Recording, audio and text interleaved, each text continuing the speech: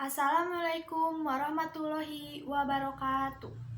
Tepangkeun wasta Abi Putri Nudianti ti kelas 11 MIPA 4. Bapak Ibu guru anu kusim kuring dipihormat oge sareng rencangan sadayana anu kusim kuring dipiheman.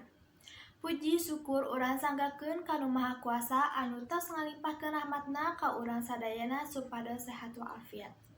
Teu hilap shalawat cenah salam mugi-mugi salamina kacurah limpahkeun ka junjungan urang sadayana nyaeta Nabi Muhammad oge ka para kulawargina, ka para sobatna sareng ka urang sadayana salaku umatna dugi ka akhir zaman.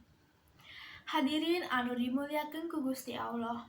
Dina waktos ieu sim kuring bade ngadugikeun biantara ngeunaan pentingna pendidikan karakter.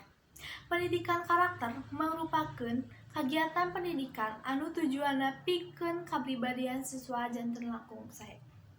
Khususna di negara urang, pendidikan karakter bakal ngajurun siswa gaduh 5 dasar anu kedah dipiboga nyaeta agama, nasionalis, mandiri, gotong royong, sareng integritas. Ku miboga ciri-ciri ieu, siswa diharapkeun janten generasi emas anu tangguh, cerdas, jeung berkarakter.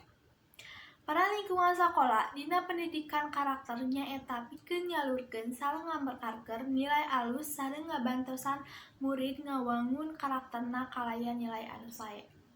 Sapertos kajujuran, urusan karasahan, nuratan batur, silaturahmi, jeung sajabana. Ku ayana program pendidikan karakter ieu diharapkeun masyarakat Indonesia tiasa langkung majeng utamina dina widang pendidikan. Ku kituna urang sadayana kedah ngajorong kana program ieu supados kenging nilai anu ngajumangkeun.